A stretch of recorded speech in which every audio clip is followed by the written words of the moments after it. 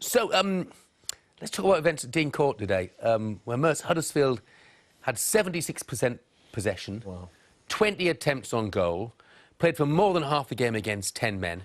How did they end up losing 4-0? You know what, I don't know, because the first 18 minutes was one of the most one-sided Premier League games I've seen. It was all Huddersfield. They had chance after chance, missed a couple of good chances, didn't really make Begovic make proper saves, to be fair, but dominated, and then they'll be fuming, because they should have had a free kick on the halfway line. Daniels goes in, it's not a good tackle, and the ref plays on. They go down the other end, Jeff, and they get a corner. And from the corner, bad picking up, and Callum Wilson's first goal, 6 yards out, header, free header. Then they have a free kick on the left-hand side, about 25 yards, 30 yards out, and Huddersfield are virtually in line with the ball. And Sermon bends it around. Again, I think Wilson's offside, good finish. Then Francis gets sent off, but they still had chances, Huddersfield. Still had chances, but coming at half-time, 2 yellows, I think Francis, they were 2 yellows, so he went. Then they come out second half, and it was all Huddersfield, Jeff, but it never looked like scoring. Never looked like scoring. Oh, you either have to be a Huddersfield fan or hard-hearted not to be pleased for Callum Wilson, though. There's so many injuries, and you know, before he picked up the first of his bad injuries, people were talking about him as, you know, having England potential, and such. That's a fantastic achievement for him to come back and do what he's doing. Yeah, I was saying he could have, you know, if he started doing well, he'd play for England, and he's had his injuries, but well pleased for him. He's a nice lad as well, and good goals. The third one is a great finish, is a real good finish, and the second one, bit offside, but still good finish. Then at the end, Jeff, he's got a great chance to get his fourth goal and he passes it. Don't do that. No, you don't. You know, people will tell you, you know, Charlie played centre forward and Tiz played up front.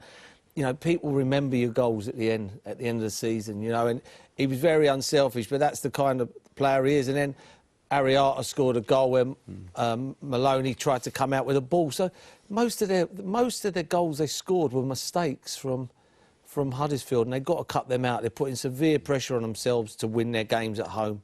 They're a bit like Fulham a few years ago did the same thing, couldn't win away, like Burnley did last season.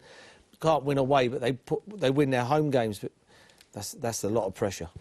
But just from a Bournemouth perspective, I mean, do you think that win at Newcastle a couple of weeks ago, that was maybe a turning point for the season? Yeah, a lot more confident. I mean, the first 18 minutes, as I said, they looked a bit nervous and Huddersfield were good, but after that, when they got the first goal, they played some good football, passing and moving, like the Bournemouth teams do, and they'll be all right. They'll be all right. The only thing you look at now,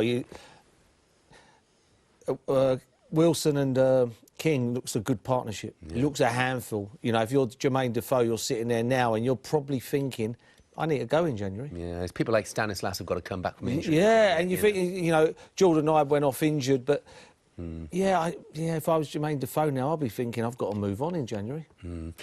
Just on Huddersfield, 37 crosses they put in from open play, which is extremely high, and obviously it tells you a lot about the fact they are pressing, but does it also tell you that they lack a bit of imagination and a bit of invention? They weren't... The crosses they played in, there weren't a lot of quality in their crosses. There was a couple that were very good, but they weren't putting them in from anywhere, Jeff. You know, I see certain teams that just get past their own half and they whack it into the box.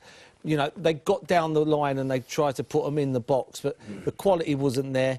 If they're going to do that, the lad's got to play up front, the big lad. Mounié? Yeah, Mounié. Mounié, sorry. Mounier's got to play, and if he plays, I think there'll be an handful, but...